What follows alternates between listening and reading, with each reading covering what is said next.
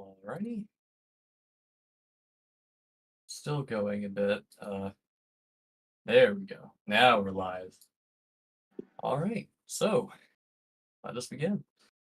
Hello everyone to the I'm using two mics, 1 second. So welcome everyone to the latest fried stream for release 0.6.3.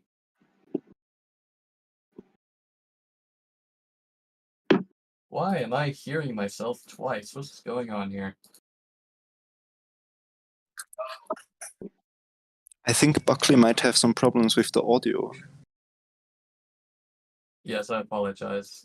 I'm hearing myself while not hearing anyone else. Okay, there we go. I fixed it. I found it now. It's just an errant window I had open of the podcast. Okay, so we're all here to celebrate the latest release of Thrive with an exciting new list of features. But before we begin, I'd like to introduce ourselves. We've got a few new faces I'd like everyone to meet. So starting from the list, we got Game Dungeon. They're a seasoned veteran of our development, so they're one of our programmers. If you'd like to introduce yourself. I don't believe they have a mic at the moment. Then we have Hero Layman, our team lead of the. Hold on, there's someone spamming the chat. Okay, we have a team lead of our programming team, Hero Layman. If you'd like to introduce yourself. Yes, hello. I'm the lead programmer for Thrive, and I never know what really to say, but for this release I did most of the, or I guess all of the prototype programming work, and of course things like reviewing other people's work and making sure the release process goes fine, stuff like that, as the lead programmer. Right, thank you, Hero Layman. I'll have to give you some note cards for next time. Then we have a new face, Juzo. They are one of our new theorists. Very important part of the team. If you'd like to introduce yourself. Hi, I'm Juzo Lens. I've actually been in here for a while now. I just have never done one of these. I'm just here to answer any questions that I can answer, mainly. Thank you for being here, Juzo. Welcome. Then we have another probably new face you'll have not met yet. Kochiko, the graphics artist. If you'd like to introduce yourself. Assuming you have a mic, otherwise I'll go ahead and move on. And then we have Leonorian. Oh, I'm sorry. I very bad speak English. I will listen today. All right, thank you, Kochiko. Then we have Leonorian. Not sure if I'm pronouncing that right. They are one of our newer programmers. So, yeah, I fixed some bugs.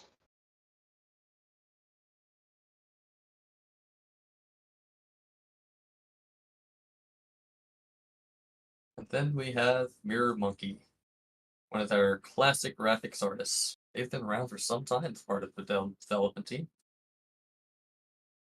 Hello, guys. Yes, it's been a time since I've been on one of these podcasts. I'm happy to be back. Excuse me for the background noises. They will be gone in a short time. Oh, someone new just joined. Yeah, and we have Rose, one of our Hello, other Rose. graphics artists. Up-and-coming star. You're here just in time if you'd like to introduce yourself. Oh, hi. I'm Rose. I'm a graphic designer. And yeah, I don't know what other people introduced with. Yeah, everybody's been introduced. You came on in just at the moment that everybody's finishing up. So yeah, Yeah, I got summoned. we have the whole crew here. I mean, there's still many more developers, but can't always make it. So happy to see we have a full house today. And I suppose we'll move on now that introductions are out of the way. So for 0.6.3, the biggest focus was all about the prototypes. Unfortunately, that doesn't really mean that we got much else done, at least nothing feature-wise. We did get a lot of decent things done, but most of the progress is in the prototype stages. I cannot emphasize enough that these are going to be prototypes.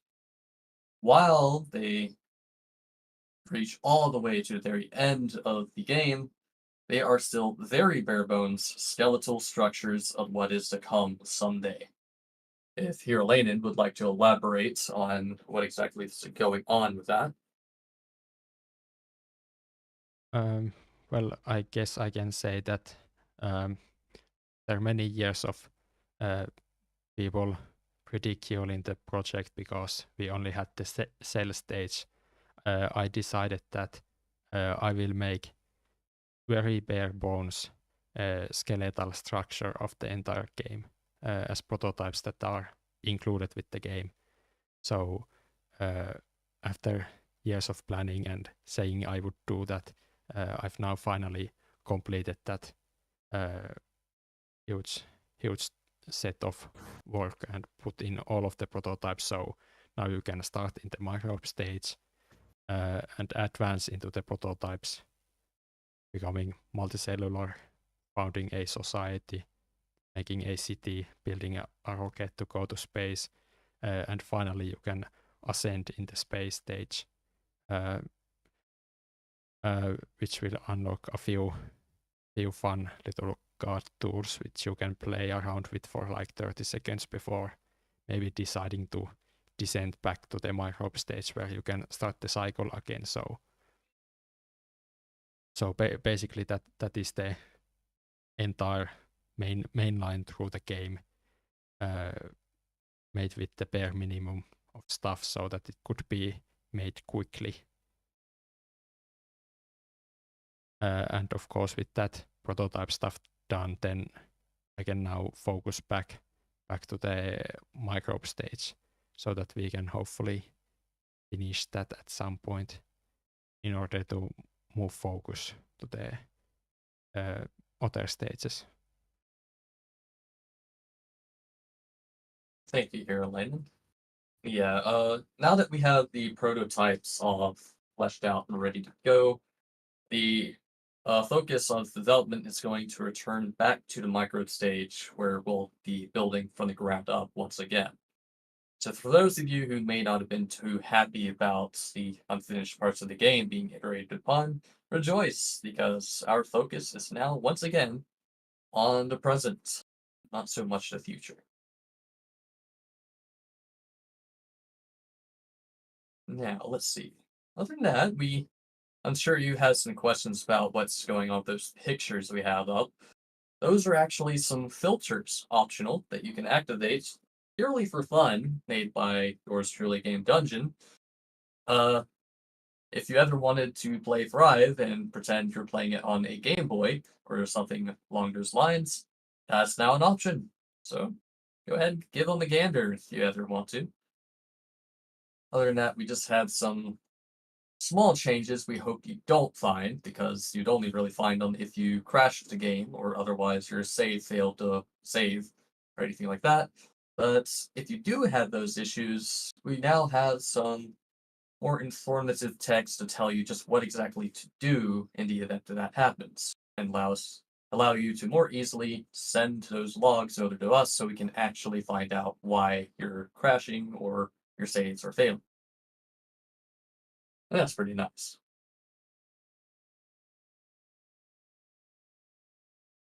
But we hope you don't have. For I'm the sorry? crashing part, I've been thinking that I actually need to put some new launcher features so that people don't accidentally make reports that aren't really useful. That will have to take some time away from Thrive development to fix up the launcher a bit, but shouldn't be too bad.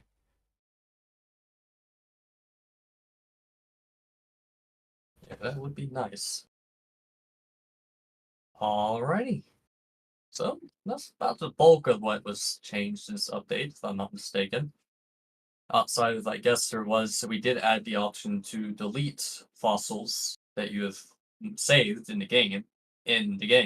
So you no longer have to go into the file structure and delete them manually. You can just do it with a click of the button. That's always nice. Nothing like destroying history. And of course, we also had it so that if a fossil fails to save, you'll now be notified. Alright, so that wraps up the meat of the update. Outside of the prototypes, like I said, there's unfortunately not anything substantial, but that just means that there will be plenty of substantial changes to be made in the next update. So do look forward to that. Speaking of the next update, does anyone have any particular comments on that? Well, I guess I should clarify immediately that my focus will be on the performance related things. So if I do my job correctly, then the game will appear basically the same and feel the same to play, but it will be just a bit faster, and hopefully people with lower end hardware won't have to experience like sub 20 FPS or something like that in the next update after this one which just came out. Every bit of speed helps. Even the smallest performance change goes a long way in helping us defeat that bottleneck.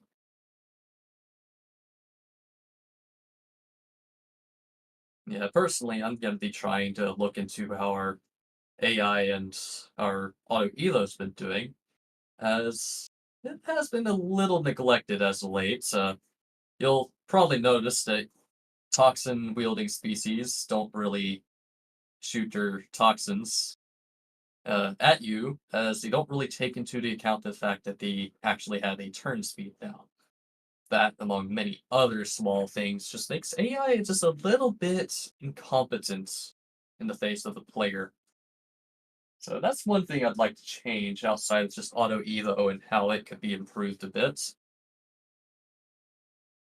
there any other comments? I know some of you have your own pet projects or thrive as of late. They could maybe make it in sometime soon.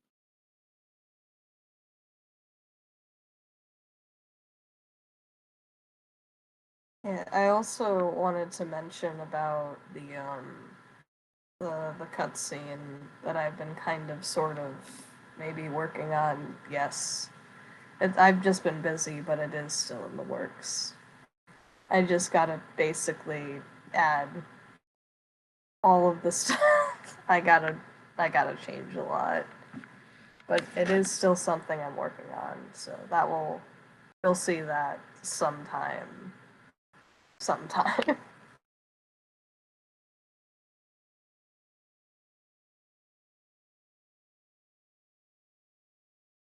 Well, alrighty then. Shall we move on to questions, or is there something I'm missing?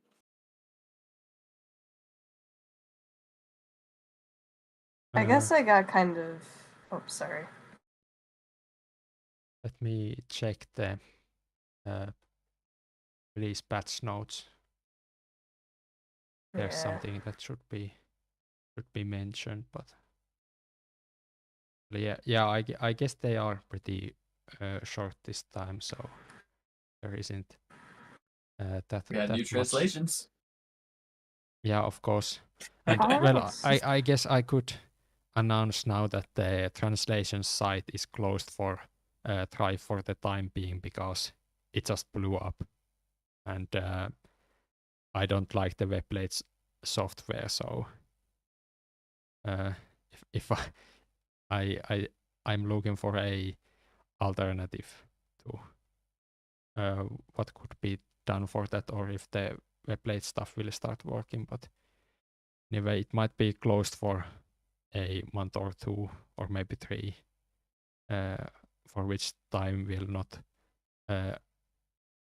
accept translations through that, so you might not actually see many translations updates in the near future.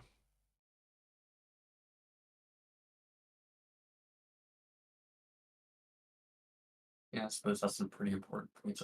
Oh, right. Speaking of news, Elena, did you mention that you're going on vacation?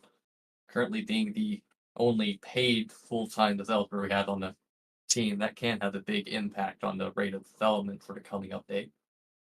Yeah, I did not mention that yet, but yeah, I'll be on vacation for a month, so that wow. naturally means that there will be a lot less Thrive work coming from me. So depending on how many other people will want to work on Thrive, that will massively impact what happens in Thrive for the next month. And of course, because I'm kind of planning the next release to have a large piece of that performance reworking from me as the main feature, so that will probably maybe push back the release a bit, so it will likely be a bit longer time between this release and the next one than previously. Now I want to ask, where are you heading to, if you don't mind me asking? Well, nowhere really, but I just don't know what's like the proper word for like what we usually do in Finland. I think everyone just uses like vacation or holiday words, Oh, but yeah, those like time imply off actually and- yeah. going somewhere.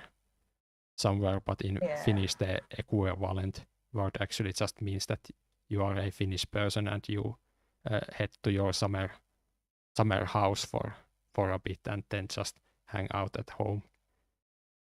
Oh, gotcha. Okay, so you're just kind of taking like some time off to breathe and, you know.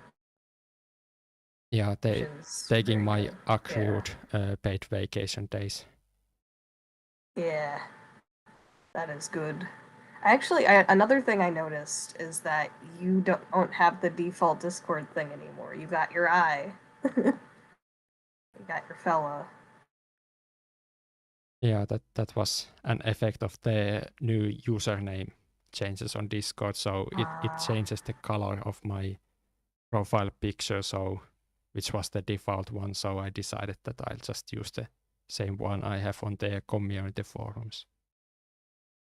Yeah.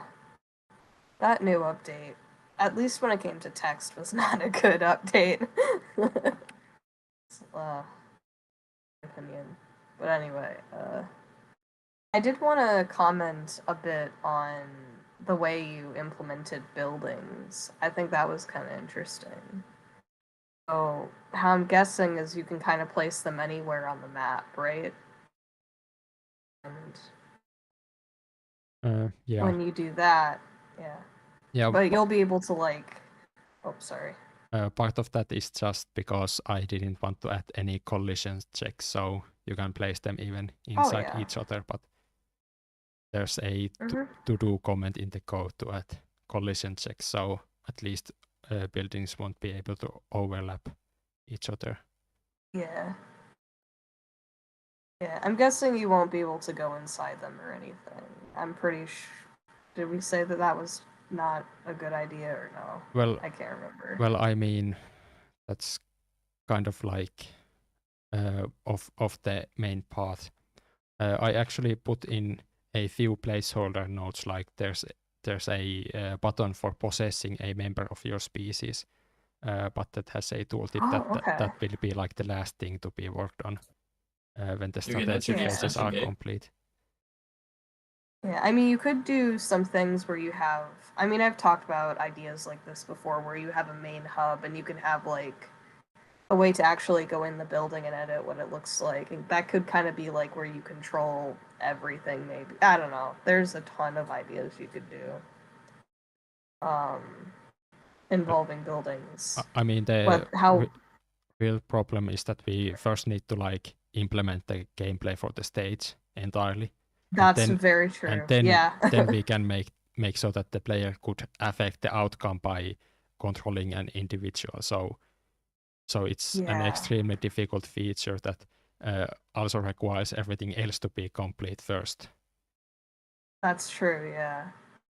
What's also interesting is actually, I guess this kind of goes for everything. Like when we go to, I think it's awareness stage. It's like, yeah, like the awareness stages in general, or when it flips from 2D to 3D with like combat and how where the camera's gonna be and if there's gonna be any like sound effects resulting in like impact or like camera shaking, stuff like that. Like there's a ton of stuff you could do that way. But there's like, just in general, all of the prototypes kind of open up a lot of ideas for what we even want gameplay to be. So also, yeah, we should probably move on to questions. I'm kind of just rambling. Yeah. I'll just say that because those are actually already late multicellular and aware stage features, they will need to be made first before the society stage is Yeah. properly started. Yeah, obviously. Because if you don't know what mechanics take stages before, how the heck are you gonna do everything else? Very extremely carefully, unless you want some of your work to be have to be like ripped out or redone in a major way. Yeah. Which is, I'm guessing, why you made everything so basic in the first place, just so people had Yeah, I a avoided base to build off of. as best as possible anything that would need to be reworked in the future. Yeah.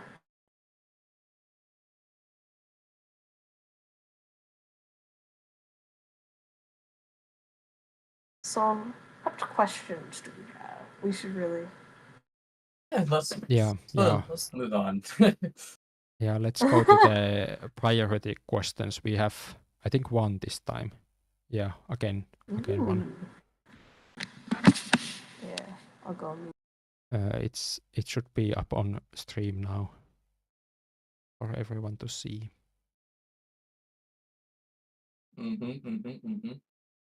I ain't seeing it. Give it a minute. Oh, not live. Okay, there we go. Now I'm seeing it. So I suppose I'll narrate. Oh.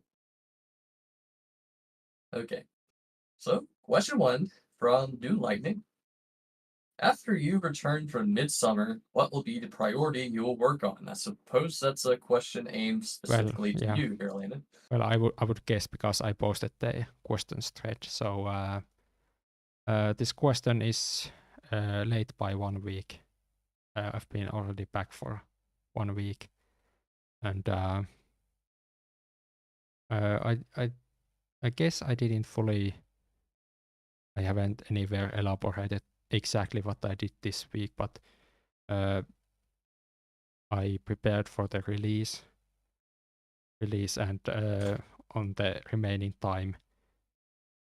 Yeah. Oh yeah, there was the repository history rewrite where I deleted a bunch of example binary files from like 2013 that were still in the history, adding up like I think 20 megabytes to each person who wanted to get the dry source code.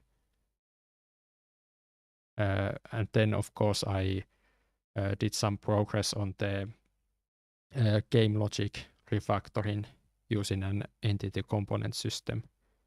And that's going to be what I'll resume working on once I'm back from my time off from Thrive. Good answer. So I suppose next question, this is a pretty good one, is in terms of working on the evolution algorithm, do you feel that you're currently satisfied? Alternatively, what is missing there before you feel satisfied? And I'll personally say no, not really satisfied. There's a lot missing. Like, for instance, one thing off the top of my head is it currently doesn't take into account that species can be a part of the colony. It's like 1,000 small things, really, that's wrong with it. Just a lot of things that just need to be tweaked and adjusted until it's actually nice. It's hard really to put into words myself, and I will confess that I don't quite understand a lot of its workings just yet myself in intimate manner. And I know like I had brought up like a week or two ago about like plants and things are needed prior to the invasion of land for animals. And I know that we had discussed potentially like maybe having like a setup for try to direct some of the cells to go to like a more plant-like configuration.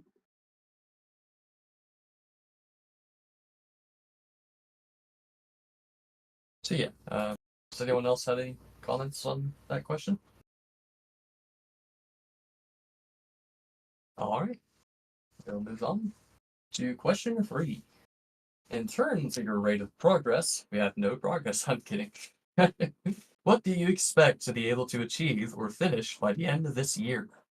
That's a loaded question. It's hard to say for sure. The only person with guaranteed development is basically Hero Layden. Everyone else is subject to the whims of life, being volunteer driven as we are. In the year, I will make a singular cutscene. I'm kidding. I'll do more than that. I do want to, cause I haven't been in the loop for a while, but don't the combat parts need updating? And like upgrades? I'm pretty sure. For cell stage. Yeah, I think there are some, or like basically each cell part should have like at least 1 or 2 upgrades, so that would finish off the upgrading feature entirely. Yeah. So I'll probably work on that. We do have the list of upgrades that both me and Deuce have kind of put our heads together to devise. I know Deuce has Ooh, mostly okay. been leading the charge with that, as well as combat. I know Deuce has been coming up with a few concepts for that as well. My current focus Yeah, will I be on think AI and Auto Evo, but once I'm done with that, I think I'll start looking into combat and such proper. yeah, because I think when it comes to combat, I know I've talked about this a million times before, but adding satisfying sound effects, maybe like the screen moving inward slightly for when something gets hit, stuff like that, I guess. We do To add a bit actually of oomph. we do actually have an open issue about making the act of getting hurt a bit more noticeable, as right now some players tend to not notice that they are in fact being harmed. Yeah. So Yeah. brainstorming some visual effects for that would be a pretty good task for our graphics artists, actually. What you could do is you could have like the outline go slightly more and more red over time. Or like, how the cell itself goes kind of like veiny and blood-like? You could do something similar with the outside of the image, kind of like maybe when you're halfway through your health. Like, yeah, you really should start healing or you're going to die. You could do something like that. I was thinking more the more immediate manner, but yeah, that's an idea. Something to discuss Yeah. later on. Since we're already at the topic of discussing potential ways to improve the graphics, I think one of the immediate things I want to do in the future is to make a similar kind of graphic design document for some of the microbe stage aspects, as I did for, like, as a test for the multicellular inorganic environments. So maybe do a similar document for the micro background and how they can be upgraded to be more dynamic. And yes, also things like graphic effects of combat and being hurt. It would be good to compile a kind of a document which really sets kind of in stone what we want to bring across, and then we can work from there instead of just I think that's smart. Yeah, just guessing what everyone wants. Yeah. just guessing. Yes, but there is always still some kind of experimentation Yeah, involved. So obviously. yes, so it's also good first when we make such documents that we then deviate from it. So it's obviously not final. Sounds Especially yes, if that's- something is better than before. Yeah, What we could do exactly. for the graphic what we could do for the graphic design department, and this I don't know about every other area, but I think like what we could do is we could have like weekly meetings or something like that to check in on what's needed and what isn't, and what, I guess, kind of check up on our projects and what we want the game to look like, I guess. I'm just spitballing, I don't know. No, it's an interesting idea.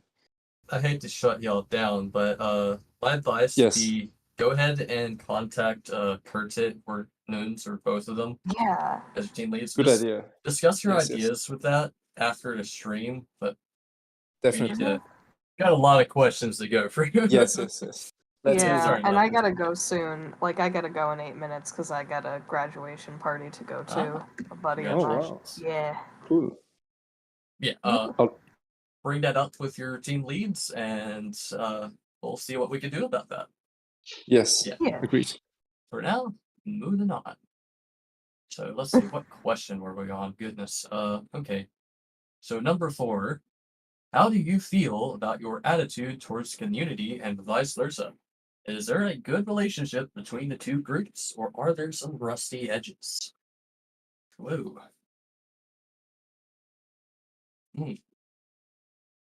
Well, I do know we do have our grievances from the time to time. In fact,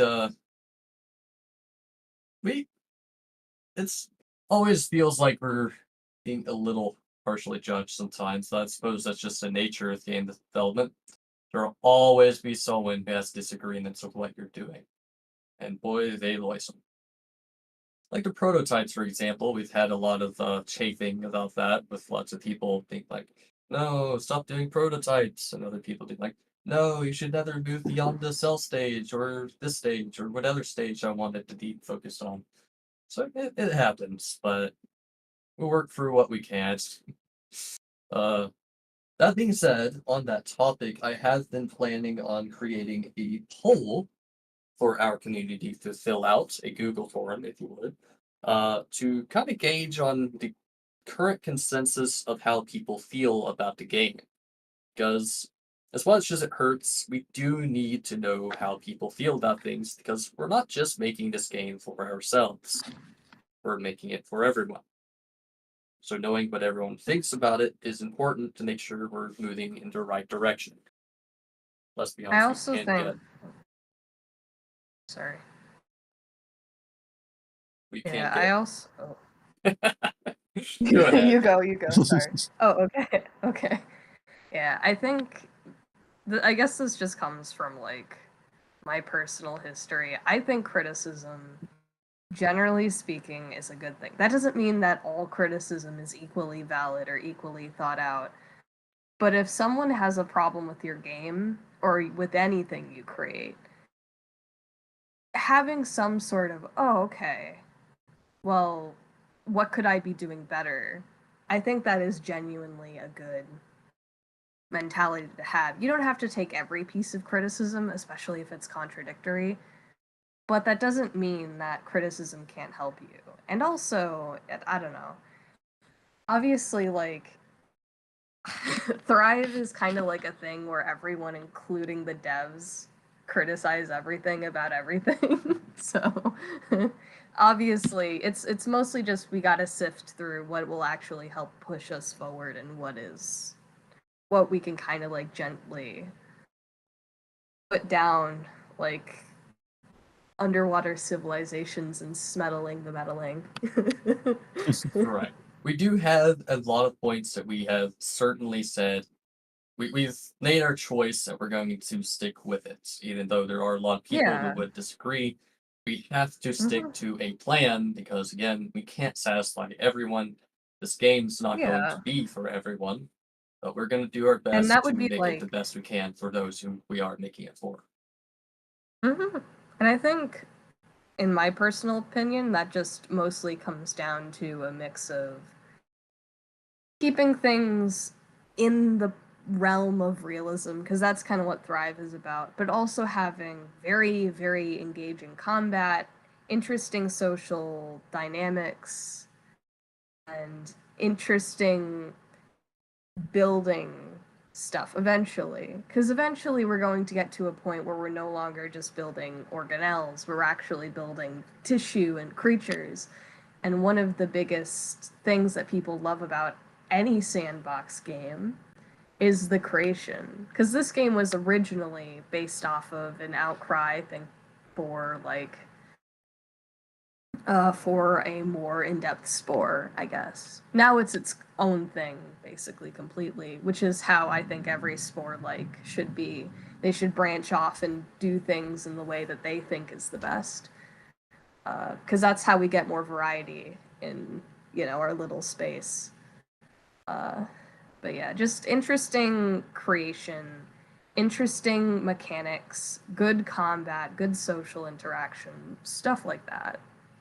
Just interesting dynamics between players and NPCs and all of that good junk. Yeah. And Buckley, I think it's a very good idea with the poll. I think all information we can get, it will be helpful, and then we can decide on some things to go with the majority opinion, and on other things we can make the decision that maybe it's good to go ahead with how we do it anyways. Will be Yeah. helpful either ways. Right. So, feedback's important. It can hurt sometimes, but it is what it is. Anyhow, moving on. So let's see, we are now on question 5, still on priority questions. From an internal work point of view, how does the process in which something new enters or add to the game go for you? Does it happen from the idea to execution and completion, or does it come spontaneously or something else entirely? And that largely depends, because sometimes we'll have developers, they'll just be like, I made this feature, do you like it? Or we'll all say yes, and boom, it's there. But for a lot of the bigger features, we often carefully discuss how exactly to go about it, and it can end up with a lot of controversy on how to handle certain concepts, because boy, we have some wild concepts. That is what it is. We have to carefully balance between realism, and we have to carefully balance between fun, and it can be very hard to ride that thin line, as well as the difficulty of making something that's actually feasible, and so on. So it can be quite an involved process, a very rocky process, but that's just how it is. But to put it in the most simplest way, basically, the ideal way to go about a big feature is we'll have the game designer and the theorists kind of put their heads together to find that balance between reality and gameplay, come up with something fun and realistic. That itself can can take a long while, from months to even years sometimes. But once we do come up with something, at least passable, we can always change it in the future, but the passable feature, ideally best we can come up with, will be pushed into the development phase where one of our developers or multiple will pick it up and actually continue to implement it. And once it's implemented, we'll go through the process of balance testing, feedback, and all that to make sure it's actually what we wanted and keep it that way and improve upon it from there. And yeah, if Do you you want to know how I make things? Sorry. I feel like I'm kind of crawling out and being like, do you want to know how I make things? I don't know. yeah, Usually, you are. yeah. That's kind of how it works. I disappear and then I come out of my hidey hole and it's like, hi, I'm back. What do you guys need? and then I go back into my hidey hole and maybe make some things, and then I come back out. All their teams operate differently. It can be quite interesting. Well, anyone have Yeah, any but- comments on this question before we move on? I posted a link to the workflow wiki page, which I recently updated to have the concrete work task related workflow. So there's now a 7-step workflow for graphic stuff and a 10-step workflow for programming work. And both of these start from the step where a concrete change has been identified as being needed. So almost all of what Buckley described needs to happen first, and then you have this 10-step workflow, which has a bunch of steps to how the concrete implementation will be done. So if anyone is interested in reading this really detailed, boring description, the link is Reading. I can't here. believe that you'd ask us to read. That's so Where is here in England? That's true. It's the first link that you see in the podcast chat. And Oh, it was yes. also, Okay. It was also posted in our podcast comments. All right. Perfect. Thank you very much. Or moving Oh, I on. gotta bounce. I got a party to go Alright. to. So Goodbye, Rose. I hope I'll you see have a you good time. fellas. Thanks Have for fun. coming. Thank you. See you guys. Have a good one. Bye, chat. Have fun. See ya. All right. And now we shall discuss Rose and gossip. Anyhow, so let's see. We're now on question 6. If, by any chance, you could change something in the past, let's say 7 years ago or earlier, one thing about the game itself or its development, what would you change, why, and how?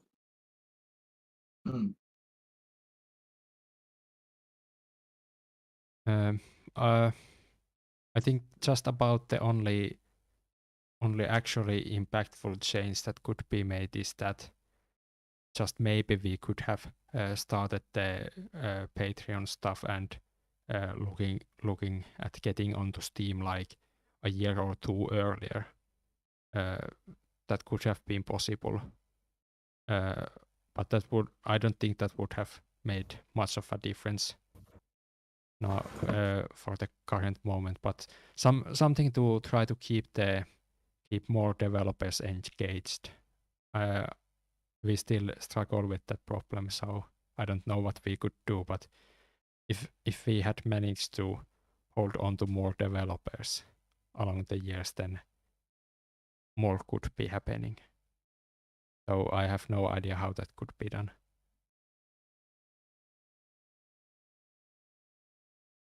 Yeah, that's definitely a hard topic for sure.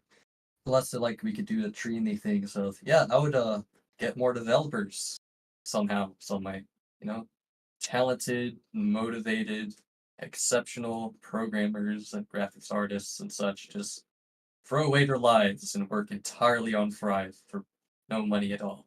That would be awesome. Would be great.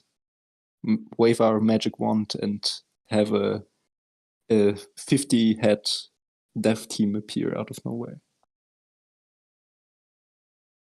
Alrighty. But yes, at least I'm very happy that we did the move to Patreon and to Steam the year we did. I mean, thinking about we could have done it 1 year earlier. We could have also stalled the decision further and maybe. So I'm glad we did it when we did it. It was a good decision. I feel like we made it at a good time where we were developed enough to look presentable and also at a stage where we needed the support. Anyhow, moving on to here, Elena, were you going to say something? No. Oh, okay. I That's might alright, have just made thought you a unmuted. sound because I just saw a new bug report thread appear in my notifications. Gotcha. Alright. This is a known bug, so I'm looking for the issue so that we know about this already. I see. Uh, All right. move on. So, final question. Sorry if that lost my place. Final question. In the late multicellular stage, is there a plan to enter or add diseases or injuries, uh, such as those that will affect how the player reacts to a situation, such as cancer or decay or some limb, to the course of the game? If so, then what is your direction regarding the issue? If not, why or what prevents you from entering something like this? So basically, they're asking if we're going to add meaningful disease effects to the later stages. And I'd like to personally, it's an interesting thing, but I don't want it to be so impactful as to be way too complex to deal with, especially when you're at a stage where if you have an infected limb, you just either survive it or you die. Animals always have it tough like that. Ideally, we'll want a way for you to treat whatever ails you at whatever stage, because otherwise it's just a bit too harsh to be dead while you're still alive. Yeah, and I think that's where implementing cancer would probably be very difficult. Plus, it could cause problems just with cancer being a pretty rough disease already. So if we were to do that, we'd probably change its name. We could probably change the name, make it like a genetic abnormality, and just make it decrease stats in that case, I guess. Yeah. I suppose in later stages, such things could have a bigger impact than just research and its impacts on longevity and such. But in the earlier stages, it's hard to really have disease in a individual basis without it being way too harsh. Yeah, especially with how some diseases propagate, it requires a lot of individuals and hosts to move through. I mean, look at COVID that happened. It required a lot of people to spread around as fast as it did.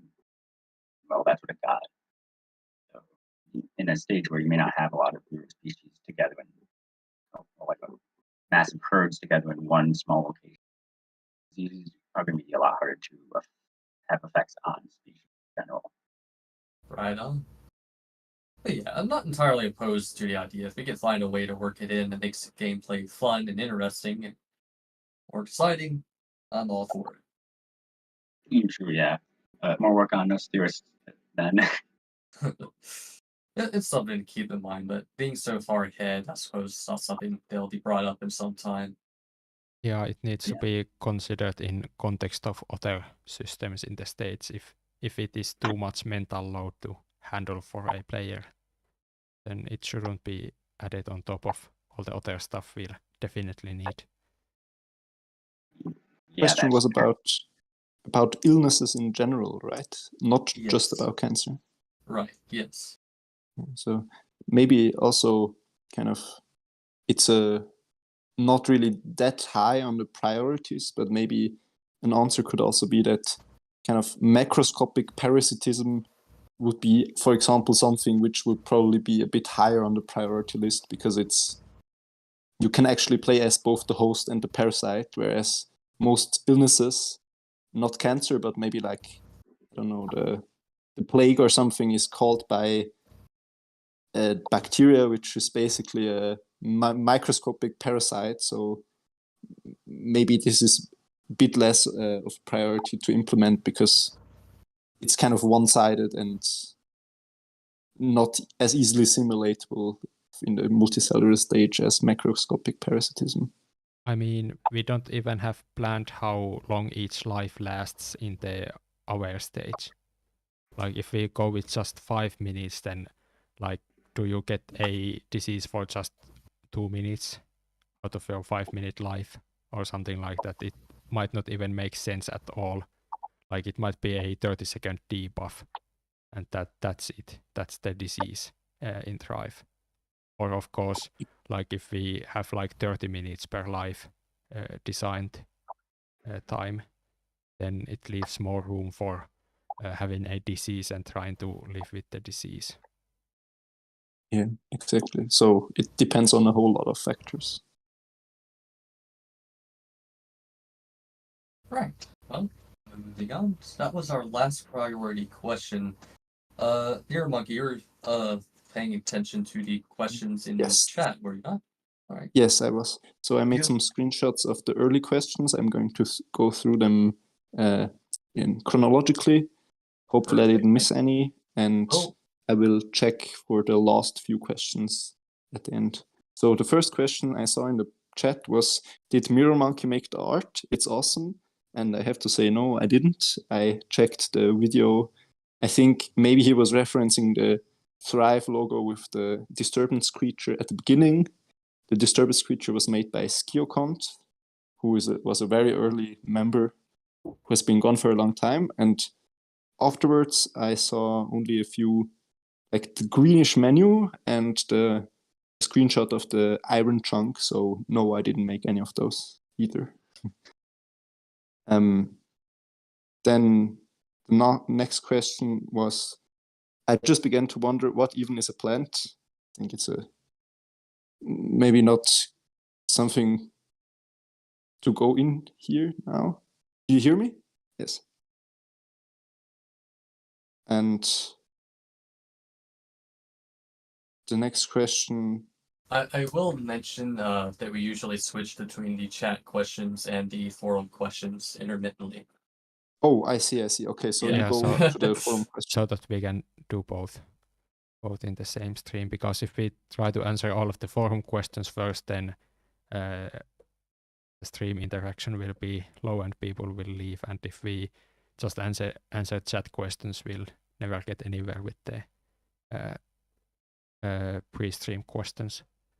I see. Okay, so you go on with the next community forum question then. Yeah, sorry about the misunderstanding. Your Landon, the logo is currently the only thing on display Yeah. on the stream right now. Yeah, should be back There about we go. now. Okay. Now I had a bunch of unread messages, so I was curious to see what was going on. I see. All right.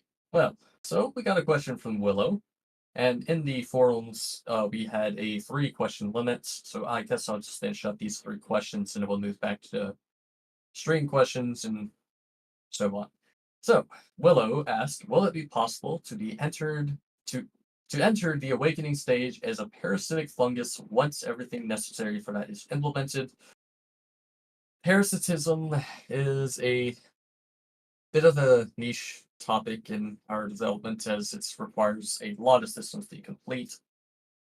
I And mean, also it kind of diverges you to a point where you depend on other species to survive. And it's basically an alternate path for the gameplay, and we're currently focusing on the primary path. So it's hard to say if we'll ever actually implement parasitism in a gameplay sort of way. I'll focus on the awakening part here. So Oh, awakening Oh, will also imply a brain. So this is a double combo of parasitism, I can't pronounce that, and plant civilizations or sentient plants. So this is actually doubly impossible in Thrive. And I remember some community forum thread like year or two ago where it was said that, well, for that to work, you would actually have to be a mind controlling parasite as well to be able to like control your host. So that's like strike 3 against this idea. So the only way I see that working is if part of your life stage is parasitic, and that's about it. But yeah, it it's we'll just have to see how things go, but don't get your hopes up. I see the second Anyway. question is also about sentient plants. Oh, yeah. Well, I can answer the second one. Assuming plants will be unable to enter the aware stage, how will they be prevented from doing so? Ideally, we won't really have a true hard limit. It will more so that if they're unable to support the brain power to think, then you kind of can't progress. And typically, plants, the way they're built, if you are a plant, you are generally not capable of supporting a brain, nor will you have the reason to. if you are capable of supporting a brain, you're probably not relying entirely on photosynthesis to survive. And yeah, so there's a bit of conundrum there. In the event that we do, for whatever reason, need a hard limit, it'll probably be that you cannot create a civilization if you are a sessile organism. And the three, what carnivorous plants, blah, blah, blah. What carnivorous plants with insectoid seeds need soft tissue respiratory. So if you are a carnivorous plant that has animal seeds, can that be used as a workaround? Probably not. I don't know if we'll have life stages that complex. Like All right. that is an entirely different category of like you go from sessile thing in one sessile plant in one life stage and become an animal in another. Yeah, that's pretty unlikely, I think, as a feature. Maybe we'll see modding scene pop up in Thrive at some point when there's enough skilled people who want to make plant sieves work, even if they can't convince as developers that it is scientifically possible. All right, Mirror Monkey, if you'd like to start us up with 3 of the chat questions. Oh, 3. Okay, good to know. Yes, the next one I found very interesting. It was from Jeremy Fitzhugh, and it's, I'm a theistic evolutionist. How do you feel religion will affect this game? Not forcing, just curious. I find it an interesting question. Maybe first I can answer myself that in a way we have the ascension stage. So after the ascension stage, your species will basically become godlike beings. So in that way, and then after ascension stage, you can create your own life from scratch on a planet, I suppose. So I guess you can live the theistic evolutionist narrative in Thrive, if I understand it correctly. I don't know. We don't really have a religious theme in Thrive outside of if your species or other species develop a religion. So that's not my take on it. I mean, if you infer some things, basically Thrive is you as like an intelligent designer competing against natural evolution. So it's a good point. You can find those very. themes in the game already if you look at it the right way. But that's for the player to decide. Definitely. And Right. society states for simulating different religions is going to be really far off, so we don't need to try to design it for quite a while yet. Yeah, like if we do stuff with that, it would probably be in like the later stages. And I know in my side project with all this, part of it does kind of look into like the religion aspect into the whole mass, which some of you guys do know what I'm talking about. But yeah, we would probably see more like structured religion stuff later stages, not in the early stages.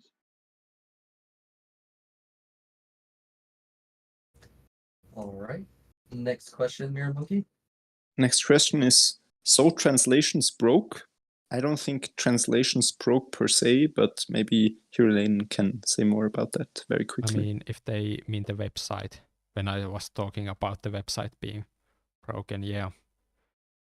Yeah, currently due to the repository rewrite, the Webplate software just decided that there's no way for me to try to clear that out correctly. So I would have to delete the project and history and start from scratch the translations memory stuff over there. Yeah. So I decided that might as well finally maybe get rid of that Webplate if it doesn't start working before I get around to throwing it out. So for the time being, it is closed. The Thrive translation on there. All right, definitely an opportune moment to switch the program. But just to clarify, maybe for the commenter, the translations currently in the game, they are still they are not broken. They are still there. Yeah, and if someone is very enthusiastic about making translations, you can still do it the manual way. So using a get text file editor and submitting the changes to us through GitHub, it's still possible to send translation changes to us. But I assume very good most to know. people will not do that because it's a lot more difficult than just going on a website and typing in a few translations whenever you have time. Thank you Good. for the answer here, Elaine. Very handy to know that it's still possible. Do you want me to read the next question, Buckley? Yes, please. All right. So next question is, will you add mass extinctions? Many question marks, just to change the environment map. And I think I can say yes, mass extinctions are very much a feature which is planned for the game. They're kinda already implemented for auto evo. Doesn't affect the player per se, but sometimes you might notice that some species just spontaneously decide not to exist. Is that a thing? I can't remember if that's actually a thing. Well, yeah, kind of. There's a performance-related hard limit, or maybe I guess a soft limit on this number of species. So when there's too many species, the auto-evo will give bigger and bigger penalties to the worst species until they just die. What other case? You don't have any actual like nuclear winners or anything as of yet.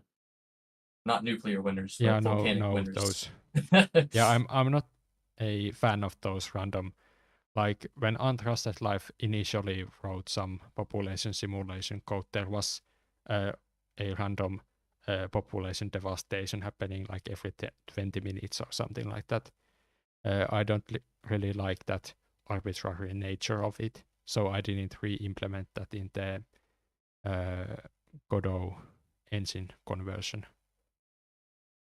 Bottlenecks are a huge part of natural evolution. It's worth looking into at the very least, but for now, you're safe from the spontaneous extinction events. For now. Well, Maybe yeah, in higher 'cause difficulties. I think a lot of the ones that I think we might have would be just due to like natural causes on the planet. Like, so I put in the Discord thing, like plate movements, volcanoes, biome shifting, and of course, like as you had mentioned, bottlenecking, which is something that actually did happen to our species very early on. So, yeah. I think we always mentioned the Great Oxygenation event in this Exactly. discussion that is planned, but actually now looking on the roadmap, it's not explicitly here, but you can kind of see that we have environmental events as a planned feature, and also microbes affecting the compounds. Yeah, that makes a lot of sense. Of course, photosynthesis caused, I think, the first mass extinction, as most organisms at that time, oxygen was a toxin to them. So it didn't go very well. Yes, having stuff like that would probably land in like the more naturally caused things. All right. Next person is Chiori? That supporter has asked, is behavior and membrane rework still planned? And I wouldn't really say the behavior rework is necessarily planned so much as it is designed. We never actually decided if we want to try implementing that or not. As for the membrane rework, I think it's kind of a similar issue is that it hasn't really been designed either. It's just kind of been somewhat discussed. So hard to say for sure, not really a clear answer on that one. Next question is, what upgrades for organelles are planned and when? I don't know any off the top of my head, but I can pull up the thread on that in just a moment. Here we go. The master thread. What was the last thing you posted, Deuce? Here we go. That's not bad. I'll go ahead and post that link in our chat. So yeah, there's where you can kind of see the different upgrades we have discussed. Nothing necessarily in concrete in regards to the organelle upgrades, but when is hopefully soon-ish. But it's surprisingly hard to come up with an upgrade that is both meaningful, impactful, and realistic. So it's taking some time, more so than we anticipated. Next question is, where do you think will Thrive be at the end of the year in terms of progress? I swear we already answered that question. Yeah, but I didn't get a chance, so if no one minds, I might answer this myself this time. All right. Just guessing something that I think I'll most likely get the performance and ECS related rework of the microbe states done this year. Like hopefully within a month or two of me coming back from vacation, that is done, and then we can put out a new release with the lovely new performance, which I still hope will be good enough to warrant all the effort that is going into the thing. Besides that, I think then for the next release I'll have time to cross off some of the microbe stage roadmap stuff, but of course like this new translations website stuff being broken, and of course the God of War switching will need to happen at some point, though I've noticed that recently people aren't as vocally asking us to do that, so maybe that can wait a bit of extra time just to give the Godot developers time to fix all of their new bugs and issues for lower end hardware in the 4.1 release, I think, which is coming out soon. Still is going to have some missing stuff for us.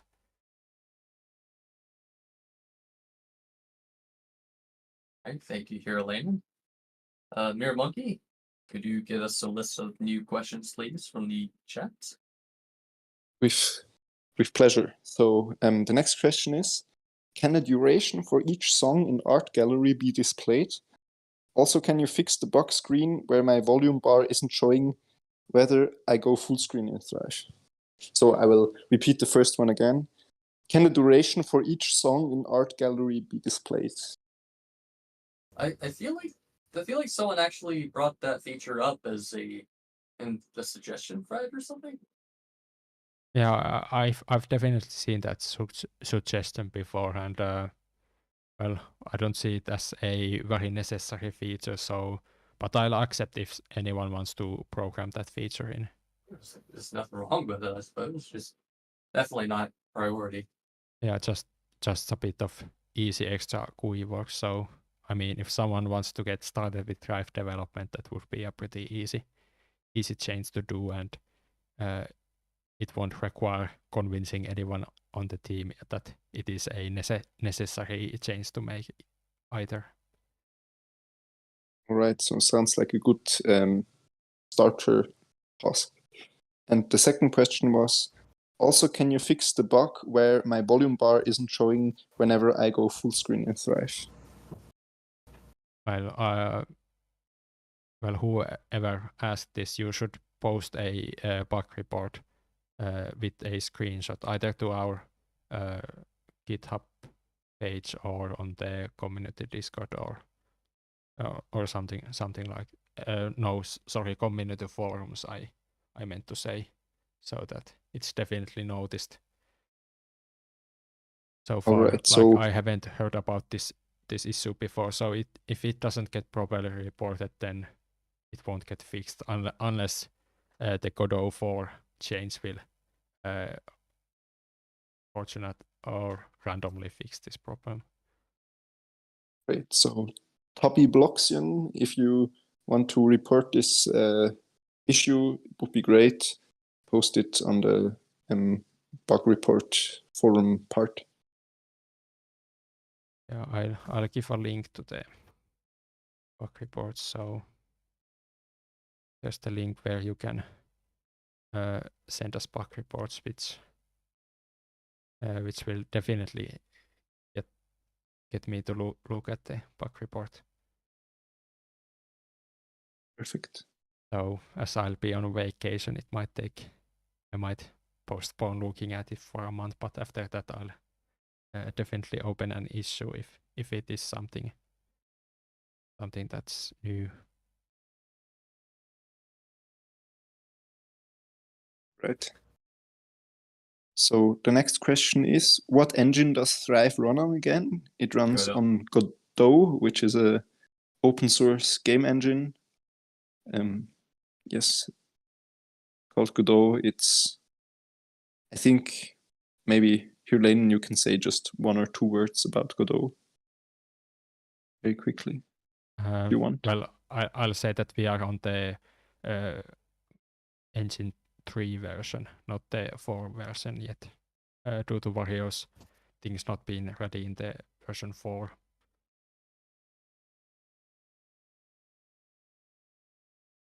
All right, Oh. so that question can be answered with an even more interesting observation, namely that at some point in the future we will change from Godot 3 to 4.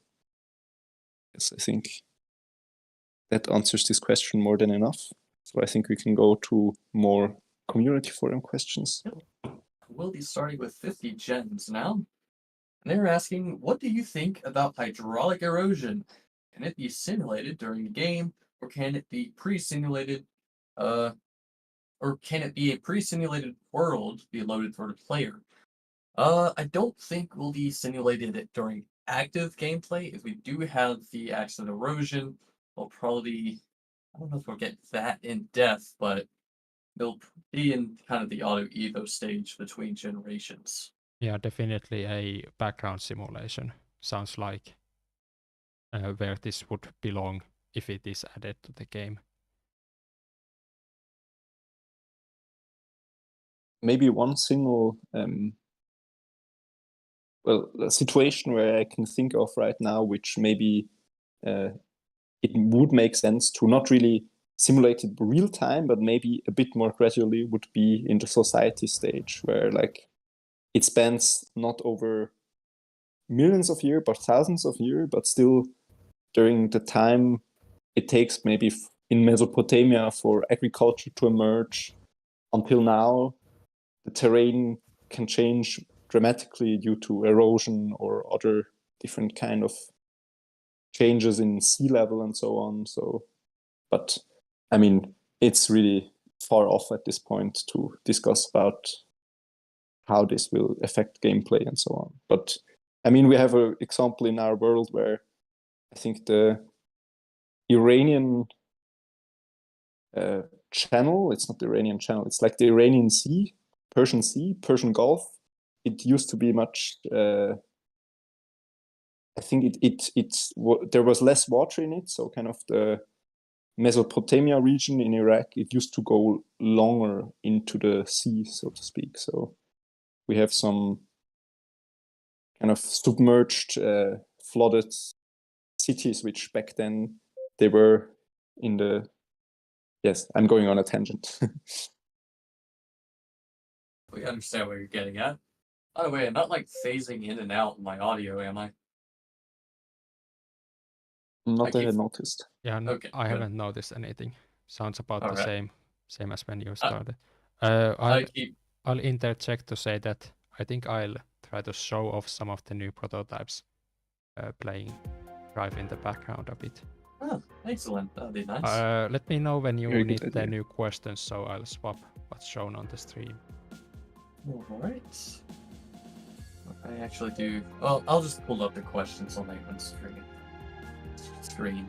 So that would be kind of preferential. Well, I'll In the mean- still try to show them on stream.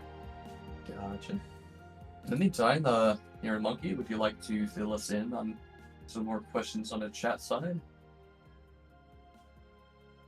Sure, yes, if you have no other community questions for the moment.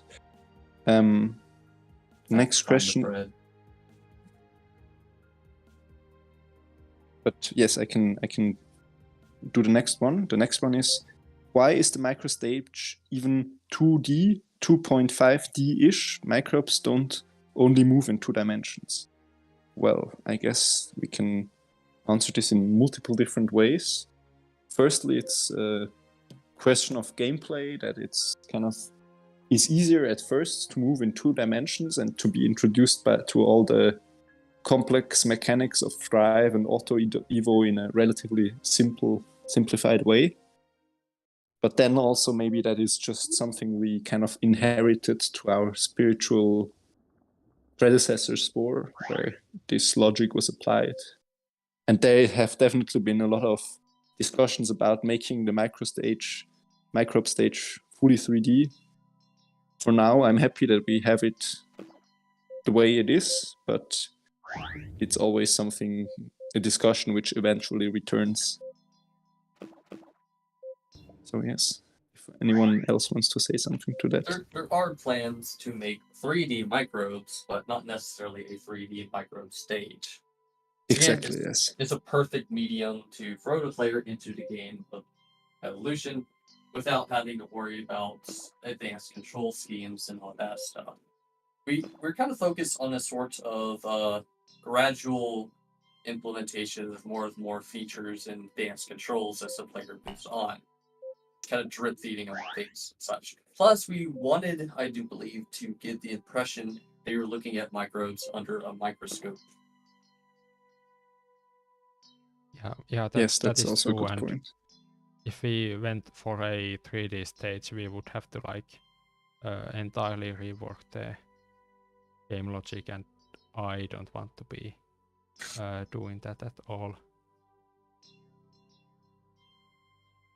Glad we're all on the same page on that. Anyhow, I'll move on to the last 2 questions that Jen's had real quick. Sure. They were asking, will there be burrowing animals? How will we be able to edit the terrain? Will it be made out of voxels? I don't think we'll have terrain editing, personally.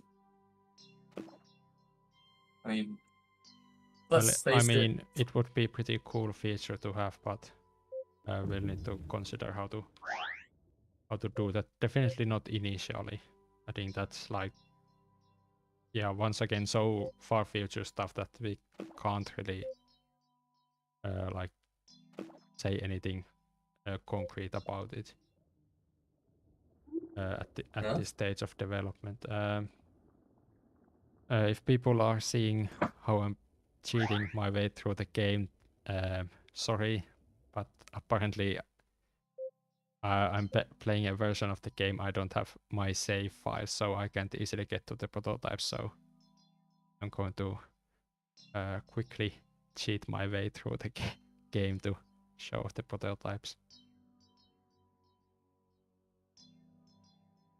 I guess to answer more thoroughly the question, if we add burrowing animals at some point, or burrowing creatures, then they will be in a way where, at the beginning at least, it's just you can create the burrow and then you go inside and your animal kind of disappears in the 3D, like in the third person.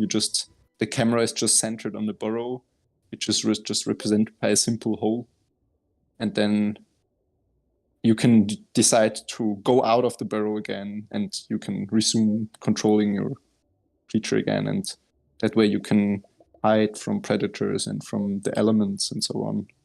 And like the crazy idea of actually modeling and simulating gameplay in the tunnels is something even more far off than this already very speculative feature. All right.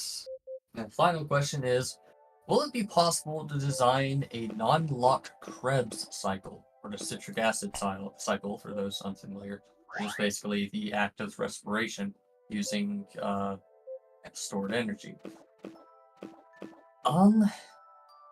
I know there's alternatives to the cycle itself, like fermentation and such, but I'm not entirely sure what they mean by non-lock Krebs cycle, to be honest. Maybe they're saying like, no, we're not going to lock it to just that, but then again, we need to know if the others could easily work at larger scale organisms.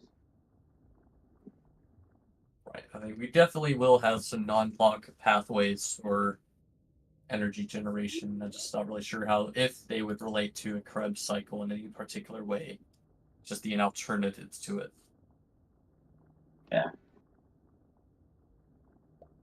All right. I'll just go ahead and read from Nias as well as we're here. All right. So Nai has a really unconventional way of asking questions here. I need to hear Dad's opinions and thoughts about ancestors that stick around. Another one, is this feature planned? So basically, if a species is just kind of like when your ancestors are still alive, will they evolve on their own and all that such? And honestly, that's kind of already a thing. No, not really. And I've I'll seen say it happen with the player cell a few times when I've been playing. Like I'll see it's like previous versions of it. the funny thing is we are the ancestor that sticks around. Those are our progeny that kind of split off from us. So Oh yeah, there's that. I think this kind of exposes the dev team as not really reading the community forums.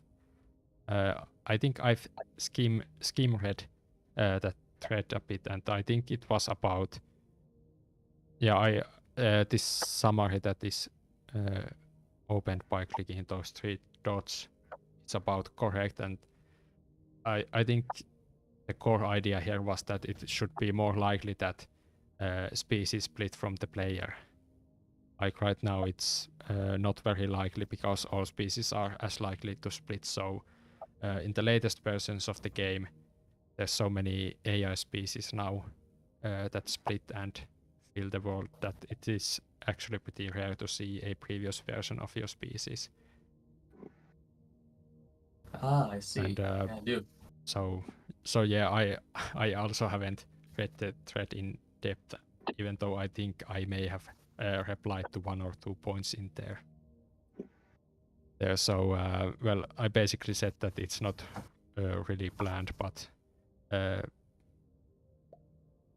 I guess if we really wanted, we could do something like bias the species generation or force a duplicate of the player to be spawned each edit or cycle, like it was quite a while ago.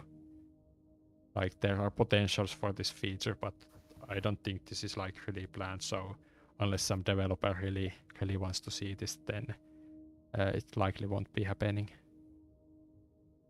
Alrighty, I suppose that answers your second question as well. Your third question is, for now, the trees won't be the further developed, right? And by trees, I assume they mean the placeholder trees in our prototype. I would assume so. And well, as we said, the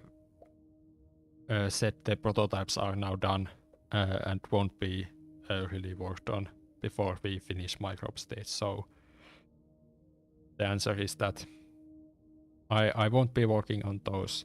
The official focus won't be on those, but still, if someone wants to open a pull request to our GitHub to do something with them, I wouldn't disallow it. Can I add something to the previous question? Sure. Something which maybe also will in the future contribute to species potentially splitting more often from the player is that at the moment the player's species count isn't really handled like the others. It's like always like the player species has like in the hundreds of species like specimens, and the others are in the thousands because it's handled differently. But at some point it will be handled more similarly, and at some point, I mean, or no? the only way it is handled differently is that the player only experiences 20% of the change as auto ever wants it. So I see. fluctuations up and down are dampened, mainly because the downwards spiral is otherwise even more punishing than it is now, and people still complain why auto ever wants their population to be 0. I see. Yes. But But it that is makes sense. definitely possible right now to make such a well-adapted species that over a few editor cycles will eventually get to where it should be and have thousands in population and crash other species populations. That's good to know. And also, if I understand correctly, at the moment, it's not really the case that species which are more numerous will have more chance of splitting. Like, is that correct? Is there like all species, if they exist, have the same chance of splitting off? Well, Or there are are species... multiple mechanisms. Most of them don't care about population at all. There is one algorithm that depends on the species being in multiple different patches at once, which can cause a split. So that way, a species that has population in 5 patches likely has a higher overall population than one in 1 patch, and it is also more likely to split because it has more patches, so it can split in 2, and in all of those patches it can split in those patches of to a new species. I see, makes sense. So cool. So in a way, we already have a way of making it more... If this player wants his species to have many progeny, he just needs to populate as many patches as possible. Yeah, and you should be there first because then the biodiversity will pick the player species to split from much more reliably, because it picks a random species that first has a viable mutated copy created from it. Makes sense. Thanks. All right, that was my contribution to that question. All right, now we just need your questions. Yes. And next question is, will single-celled organisms still be visible when the player moves to 3D?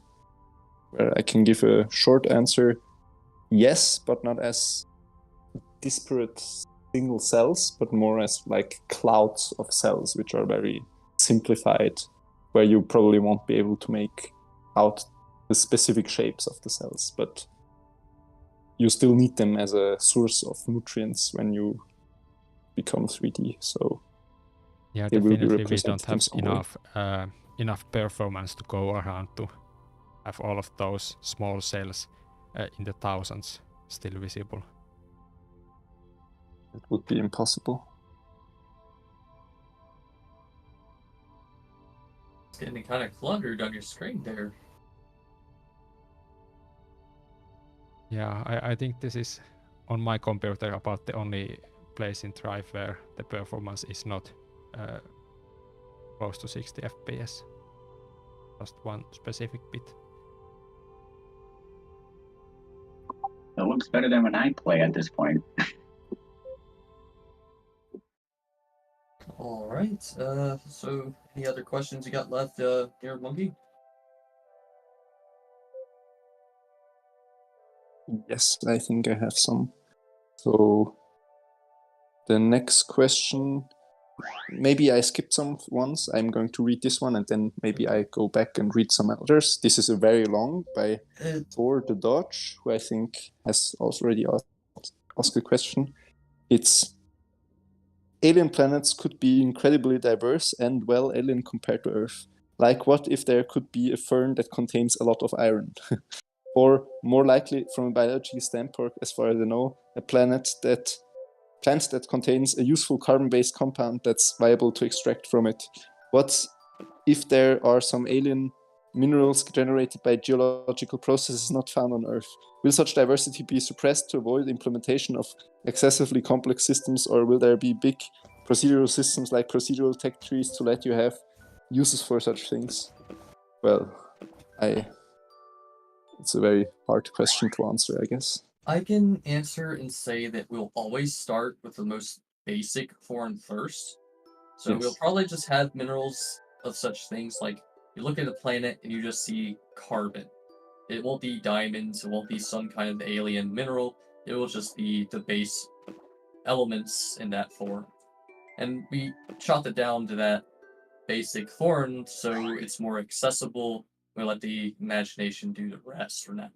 Later on, we might go more in depth and go into whole mineral extraction, specialization, and such like that. But until then, we're going as minimal as we can as we focus on the basis of things, and we can flesh out specific niches as we go on.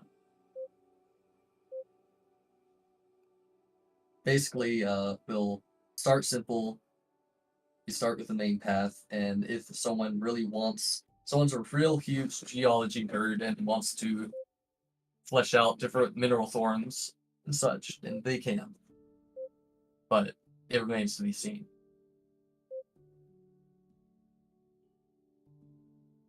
So, some other questions.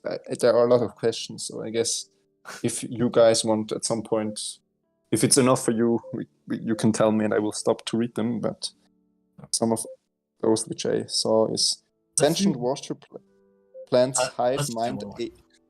Sorry? Let's just do one more. Okay. So, in that case, let me think of one which is... How will religion work? I guess since we already were at the theme... We answered that already. Okay, we already answered this. So... It's hard to find out ones which make sense to answer it. Many of them are just kind of... You will... mostly the answer is going to be it's too early to say, and it's these kind of... Well, I just read one of them. Would it be hard to add 30 enzymes to the game? Do they need to be important to be added? I guess, yes, they need to be important to be added. Yes to both, really. Well, I guess it depends on the specifics of what the enzyme does that determines how hard or easy it would be to implement. I mean, if we just want complexity in the game, we can just add a bunch of very similar things that do very similar stuff for very easily, adding a bunch of more content, but that's not very high quality content. We could add dextrose and sucrose and fructose and all the fun sugars and have you puzzle out which you can digest and which you can't.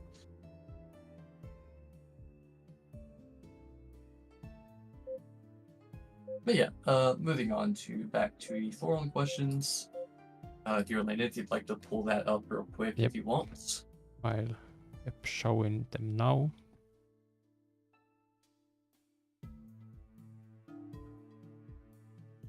Right on. So, from 31415, what are your plans with endosymbiosis at the moment? Ooh, it's one of the cursed things. Well, I mean, endosymbiosis light is on the roadmap, and it is basically just a customized unlock condition that is hidden behind some scientific terms. So basically, just engulf stuff, and you'll unlock the most powerful organelles, which will be locked initially in the future. And that's about what explains it. I know we did have some really substantial designs early on.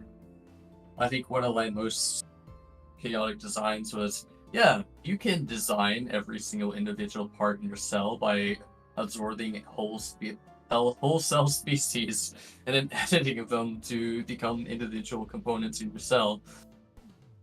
Yeah. Let's not talk about it.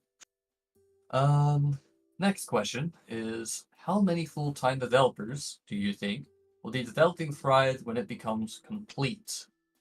If it becomes complete, that is.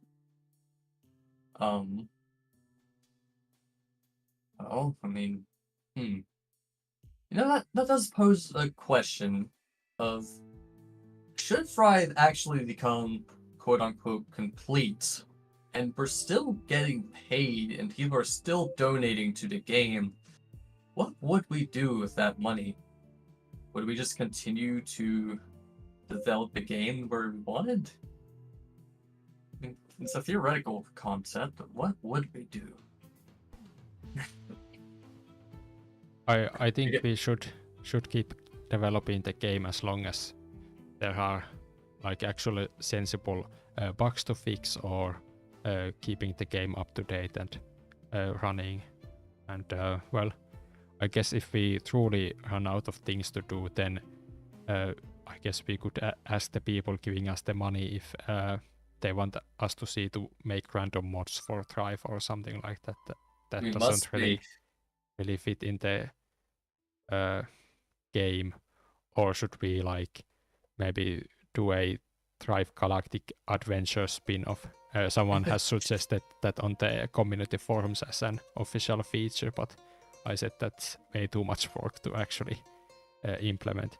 And they also wanted like a full level editor for making the Galactic Adventures, so that's at least a couple of decades of full-time work. We make Thrive 2. I honestly don't know what we'd change between Thrive 1 and Thrive 2. Alright, let's see. Are you good with current micro to multicellular stage transition, or do you want to make it smoother? That's a hard question there. I would like it smoother, but I mean, how can you make it smoother? Well, I plan on at least matching the initial camera angles better and fixing the bug where the metaballs don't actually line up with the cells all that well right now. That's fair enough. To make it appear like much more seamless experience. And of course, assuming if this even like talks about going from microbe to early multicellular, I think I don't even have any ideas how that could be made any smoother. Like, you get to the editor, which looks a bit different. You see you can place another cell next to your own. You already kind of know what that entails from being a colony beforehand.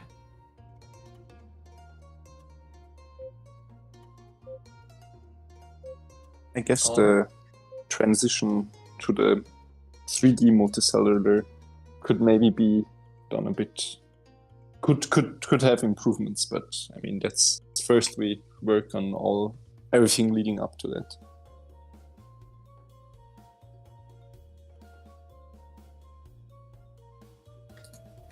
Alright, Monkey, if you'd like to list off some more questions, while you do that, I'm going to find some Thrive pixel arts.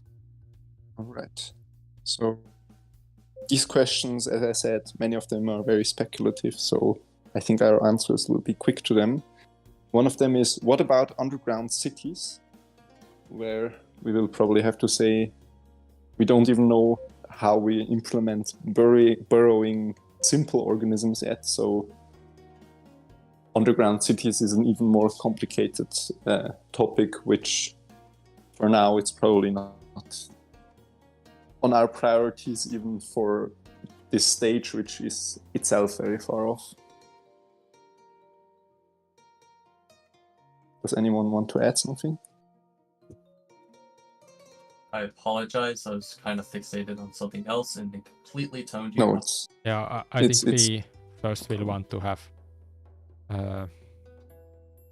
at least like burrowing normal animals before thinking about civilizations of them. yes. Couldn't agree more. Next question is, sentient water plants hive mind algae the size of small sea, maybe also have dead supernovas, maybe supernovas. I don't know. Maybe Trek Studios, who is asking this question, is referring to the Wayne Barlow mock documentary. If anyone knows it, it's Darwin 4 or something. Have you guys heard of it? I have have watched that. been some time. Yes, there's a giant amoebic sea in there, and I'm gonna go out on a limb and say it's really not something which we have planned for our main priorities for the organism stages.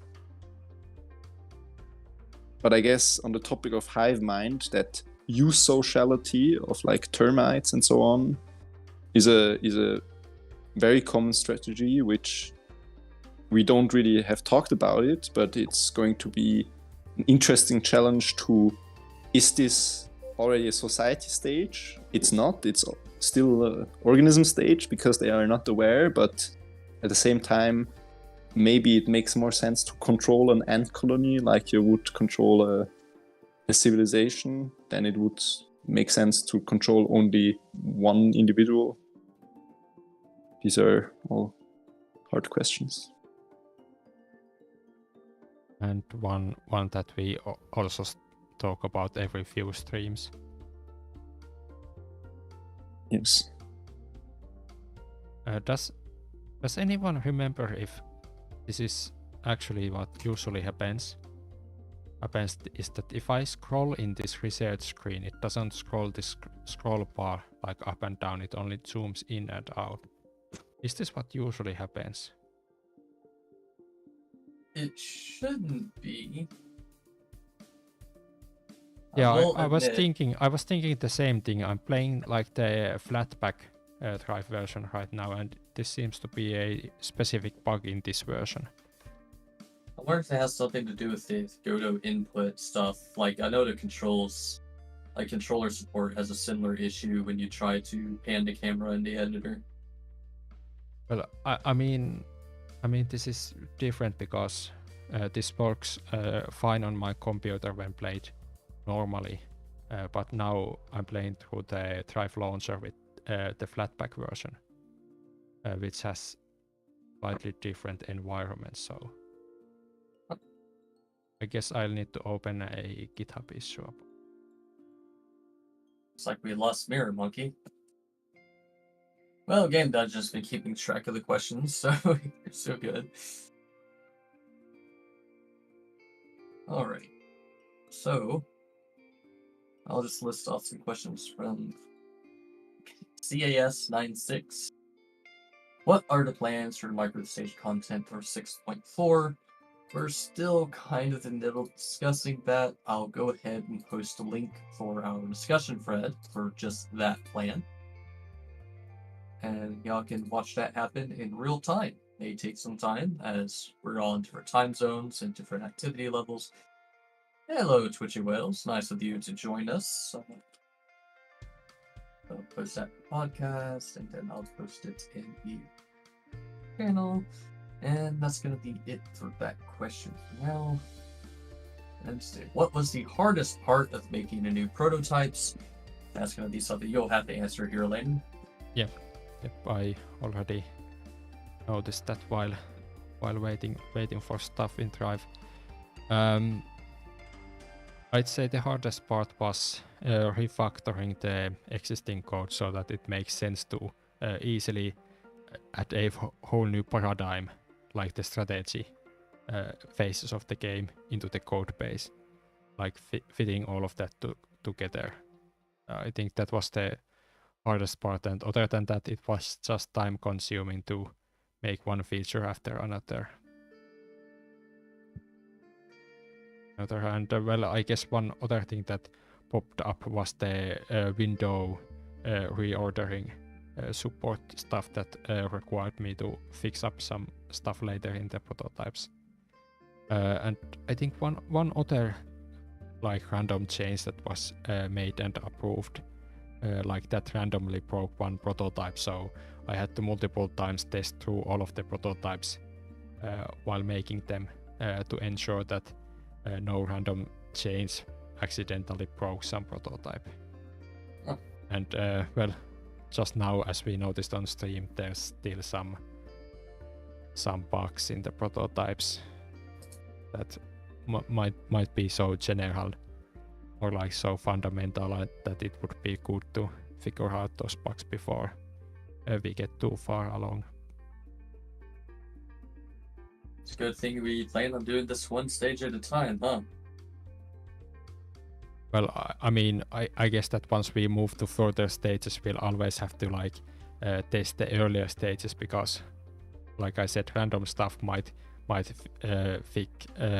break some unexpected thing suddenly. So Fair enough. it would be pretty bad if we put out a new release about the multicellular stage and then we've accidentally broken some critical part in the micro stage, so players can't actually get to the new stage. So that would be pretty awkward to release. Would be nice to get some more active testers, as Oh, yes. testers are definitely worth their weight in gold when they are good testers. So would be very good. Perfect time for a shameless plug. If anyone is really willing to help us out with game development and you happen to have some experience providing feedback with games in the past, we would love to have you on the team as a dedicated game tester. We always need more testers because Fried is a big game and there tends to be some issues we miss. The more testers we have on board to test any potential changes to Fried, the less likely we are to break something with each new feature and have a more streamlined game. So yes, please, if you have the means and the willingness, please send in an application and we'd love to have you on the team as a new game tester. Alright. Are you going to Then- post a get involved link or should I? I don't really have it on hand at the moment. So, welcome back, Monkey. Glad to have you back with us. Okay, someone already, Game Dungeon already got the link, so Thank you, Game Dungeon. You won the race. I posted it also in the YouTube chat. Alright. So, yeah, I suppose I'll ask answer some of the questions from Game Dungeon, or rather the ones that Game Dungeon's been keeping track of. From Ethan Blue, do you intend on updating symbiosis as a more intentional feature? Similar to parasitism, it's probably going to be more of a niche thing that we won't really focus on for some time, but it does remain on the books as something to flesh out in the future. A question from Trex or T-Rex Studios. Hi, can you have a mode where you don't do the evolution and it just changes depending on your set behaviors and playstyle? So I'm guessing they mean that your cell would automatically evolve on its own depending on how you play and set your behavior. That'd be really cool, but also really complex. Definitely not something that we would be planning anytime soon. Would be a really cool mod, and there is some potential to be integrated at some point if that were a thing, but it's definitely not going to be a mainline feature, and yeah, so I suppose it'd be like an optional feature that someone could find, but certainly not by all means planned. Then we have Richard Waterstan. Are you going to put more debris in the cell stage and make it more interactable, perhaps for purposes related to survival?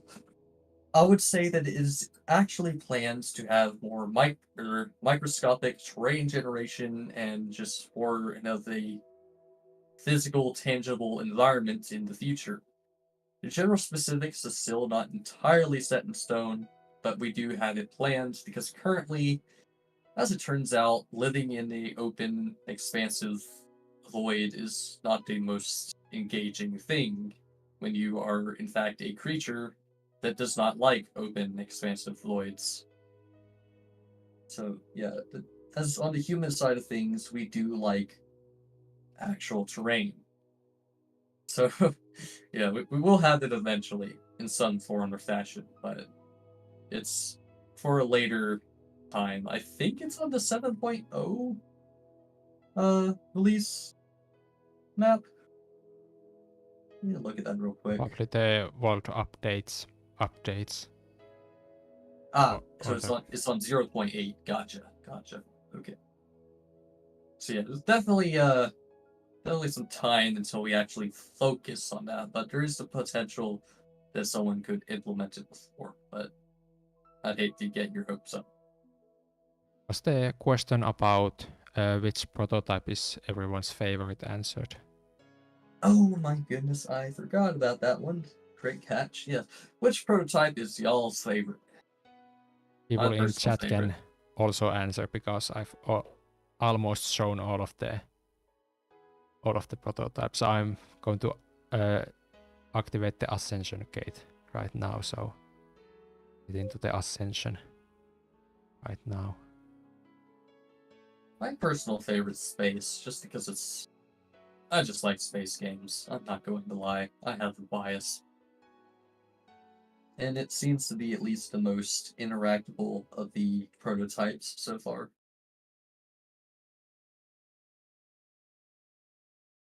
I personally really like the placeholder graphics for the early 3D multicellular, like the underwater skybox. It looks very atmospheric to me.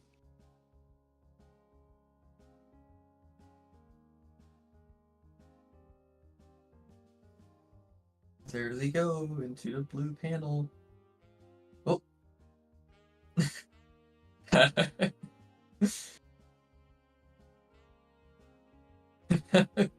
I've never seen that animation myself.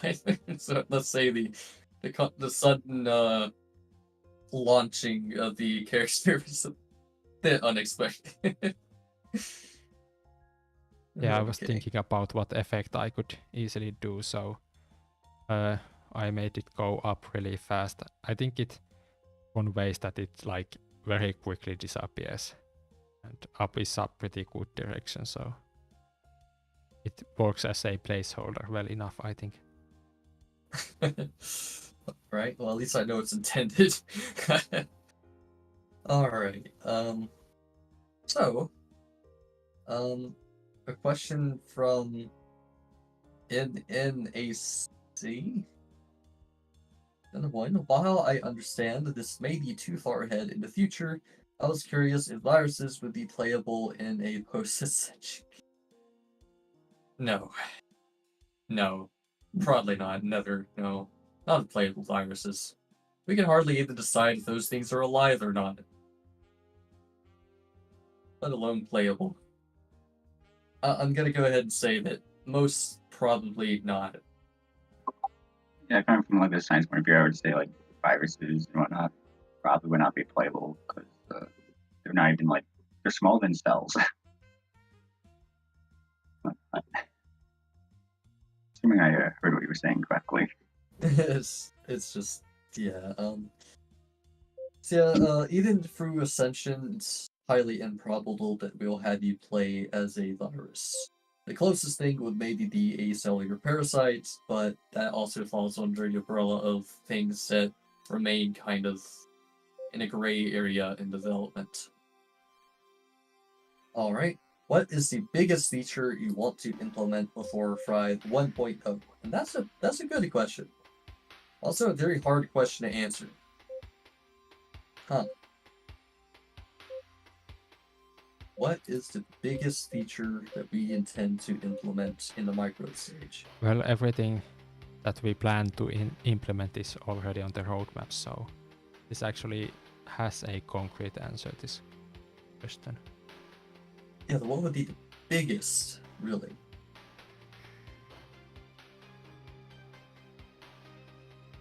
And I suppose it's kind of hard to quantify for sure. Would say, in my opinion, it's either a fully upgraded auto evo or the dynamic processes and like the dynamic environmental compounds which are influenced by the organisms and which in turn influence them. These are two massive systems. I'd say it's that or the planet generation system as a whole. Yeah, that would be probably the big third massive system. All right. Now I'll just answer its last question from Yanira. What is, in your opinion, the most effective method of increasing outreach in the most immediate future? Not counting just talking about it or showing it to your friends. As it just so happens, we currently don't really have any official active members of our outreach team. If anyone has any interest in just taking part in handling, basically just posting our presence in other forms of social media, such as, I don't know, Tumblr, Twitter, other social media things, it would be nice to have someone dedicated to just kind of expanding our outreach in general. I wouldn't say it's the most needed team, but it's definitely we definitely have some open positions there that we could use just to kind of expand there. I suppose we could also kind of post more ads of please give us developers and such related sites. I know we've done that in the past, but not recently.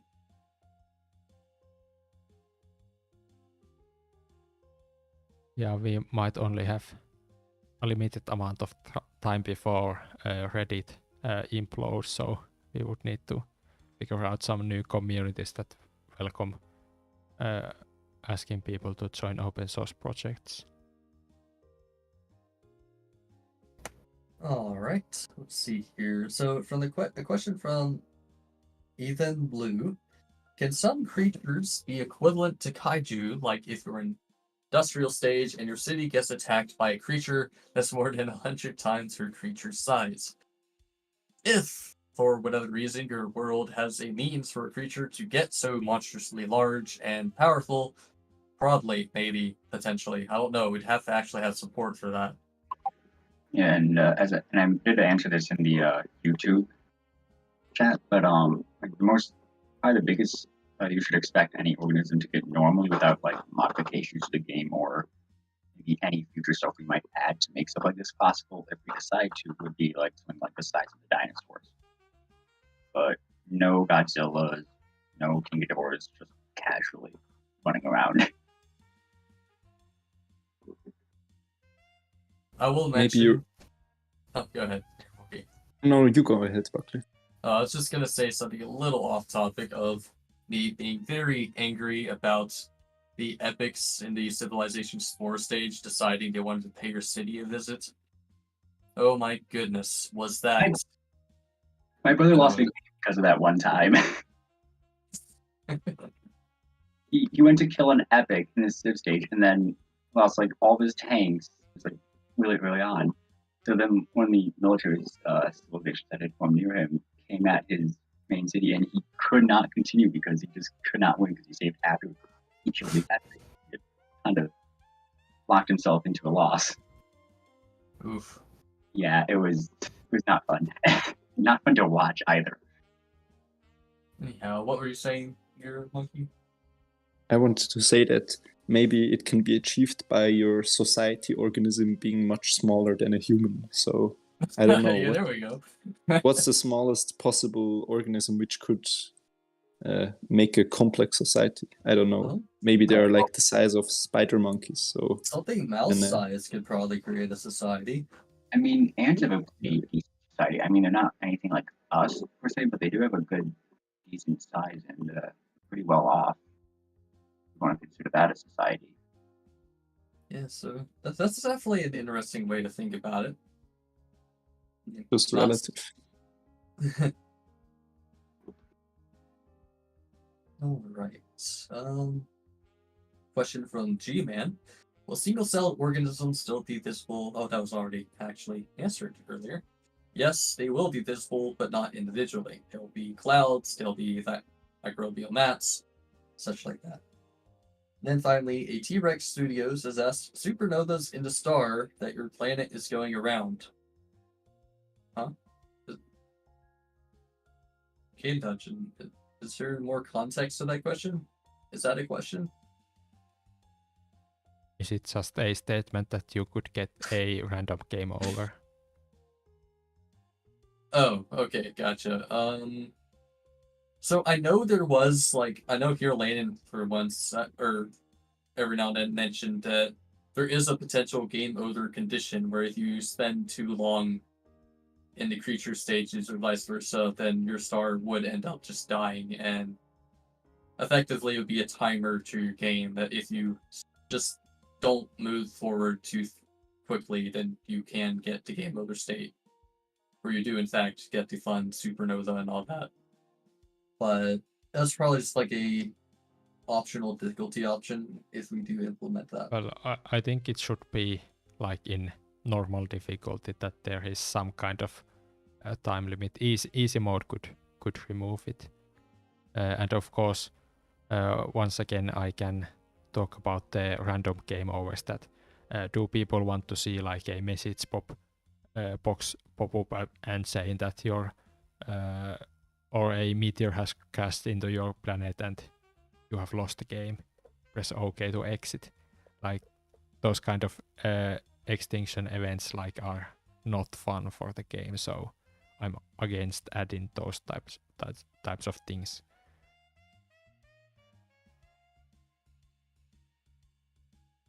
Alright. Mr. ESN.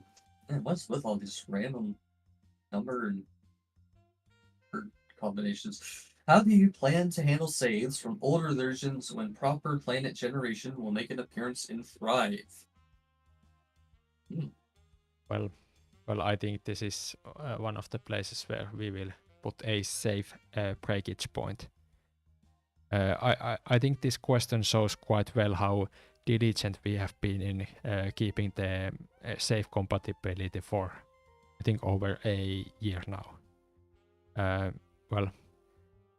My refactoring of the game for performance will make the game data so different that I'm not going to try to make a safe upgrade system. So 0.6.4 will most likely introduce a safe breakage point, so no earlier saves will work with that version. So we'll do the same whenever such a major change happens, that it is not practical to write a safe upgrade system step for that. Noted. Alright. How will the current patch map system in the micro stage and future planets work with each other? Boy, do we have the discussions for you. we have a lot of discussion and have had a lot of discussion on the topic of patch map and world generation. I'll go ahead and find a thread for that because I do not feel like speaking around that at the moment. Let's see. Where are you? There we go. Oh, that's an issue. Where is it? Station, maybe? I do apologize. I was not prepared to find something. Okay, here's the current ideas on the planet generation. If it would actually copy, please function. That's planet generation. As you can see, already has the basis of patches. And then we have another thing somewhere. I'll just look up patch map. Both concepts do tie into each other fairly well. Is it patch map design discussion? Oh yeah. Oh yeah, that's bringing back memories. And the latest iteration of that will be right there. In which case I'll post that to link as well for ease of access. Yes, as Game Dungeon has said, nothing on forums is guaranteed. This is in the discussion phase where we basically put our heads together in a huddle and say, this is how we should do this, but we haven't actually come to a concrete decision just yet. All right, and next question will be, is it planned to keep radiotrophy in later stages after micro and early multicellular, or will radiation be a bad thing for species? And I will say that if your species has a way of being resistant or otherwise immune to radiation, then it won't be a bad thing. It'd probably be a case of if you're in a radioactive zone that's more than your species can handle, you're going to have a bad time. And that's going to be the case whether you eat radiation or not.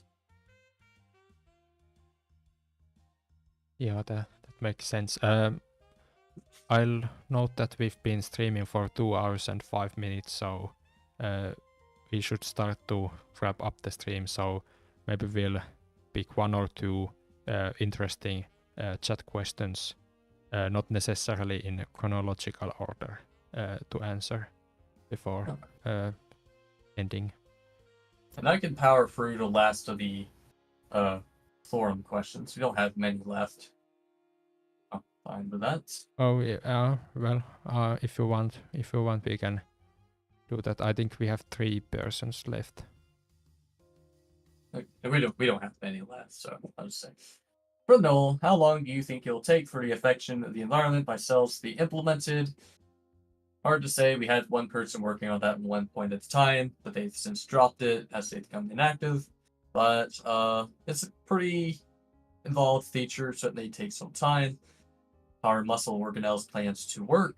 You know, I don't really have the access. I don't remember what I had in mind myself, but there are currently plans to basically allow a part of your organism to be motile and capable of performing motor functions.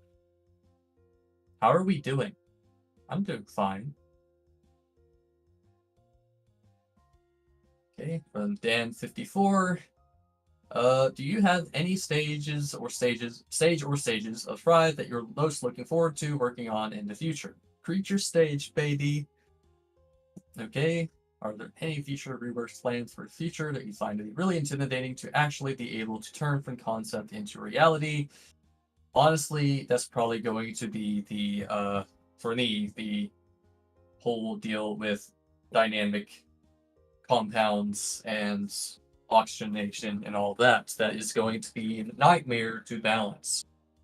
I am not looking forward to it, but yeah. Alright. Do you have any favorite animals? Mine would be the Glaucus atlanticus, a pelagic species of sea slug.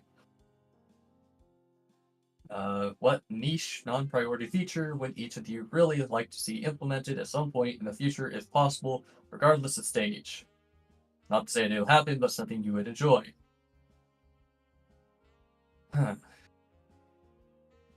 Water currents.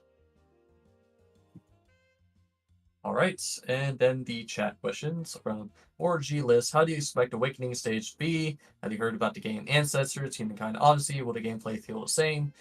Probably not. I have heard about the game. It does seem neat, but the Awakening stage would probably be a little less like Humankind Odyssey and more focused on the player in general. Probably not so tech tree-like, I suppose. I don't know. We haven't really discussed it in full, so I can't really say much about it myself just yet. C has asked, do you plan to change Thrive's GUI in the future? In my opinion, honestly, I don't like the current GUI because it reminds me a lot of Civilization 5 Brave New World. Huh. Probably not. I mean, we're kind of happy about the current UI, are we not? Well, at least the main menu has consistently gets criticism and people want to redo it, but only a few like concept drawings have been made, so no one has made like a full plan and gotten people to vote that looks better. And hey, honestly, I'm pretty happy that our UI happens to look like a AAA game's UI. That's neat. We already answered Professor Griswold's... oh, wait. Oh, hold on. Professor Griswold, are trees and plants going to have evolved with the same system as we did? Ideally, yes. But, yeah, we've got some problems to work through about that. Jeremy Fitzhughes asked, what happens if your multi-cell goes to the surface of the water? Does sunlight damage matter? There was a brief moment in time where we did consider sunlight damage. It may still be a thing, but personally I feel like it'd be just a bit too much for a player to consider. But yeah, it remains to be seen, but probably not. Radiation damage, however, mayhaps. Avon Blue has asked, is it possible for you to add robotic life? Probably not. Basically life that isn't made of cells, but metal and other materials. Most probably not. Maybe in the far, far, far future when the game's already complete. Will there be a timer on how long you have until your star dies? We actually kind of already discussed this earlier. Well, I mean, Yes. like I think that was posted in the chat while we were discussing that. Like, Yeah, would we have okay. a concrete timer? I think we probably should have some kind Yeah. of warning system that, like, in addition to seeing the current game time, like how long you have been in the game, you will get some kind of warning pop-ups that how much time do you have left. The sun is a deadly laser, and it is impending. All right. And that's it. That's the questions. We made it to the end, except some people posted a new question.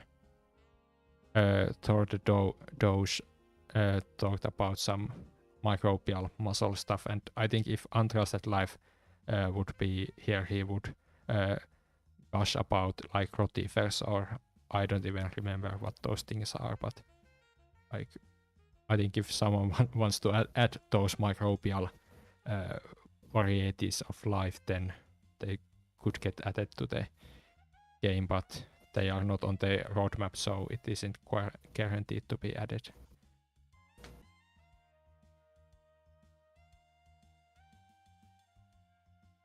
And well,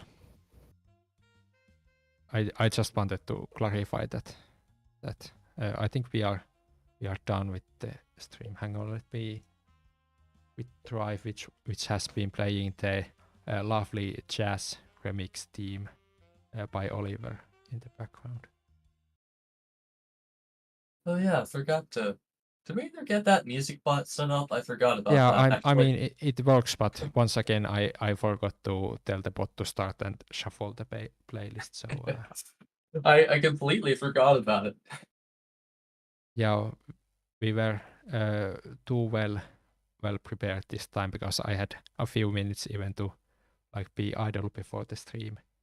So I forgot to frantically get everything set up and tell the bot to play the playlist. Yeah, the answer to the last few questions. 50 gens ask, can biofilms be added to the cell stage?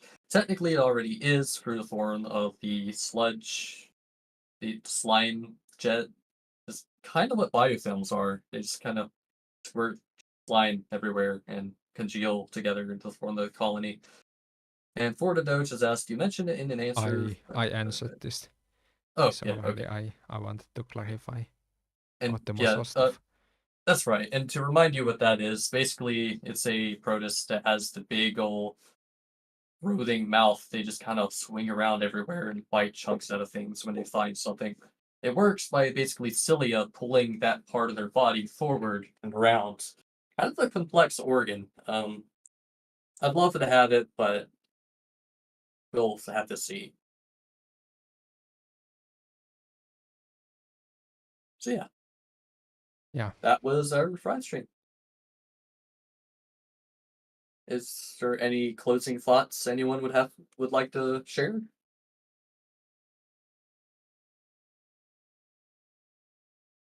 Would like to wish Hirilainen a nice holiday. You certainly deserved it after lots of hard work you've been doing. Very Thanks. much so. So, yeah. It was a pleasure. I hope everyone's satisfied with the answers we provided. apologize if we didn't get to all of them. Fortunately, we do not have all the time in the world to sit and answer questions. I must say, it does consume a significant portion of our stream every time. But I'm very happy that everybody always has questions about. Yeah, I'm thinking that maybe next time there be a limit of 2 restream questions per person, because multiple streams we have barely managed to answer all the questions. So with that limit, we would more comfortably get to the questions by more different people. So I think that would be better, but we'll see when the next stream comes. For sure. All right. Well, bye, everyone. All right, bye. Bye. Have a nice evening.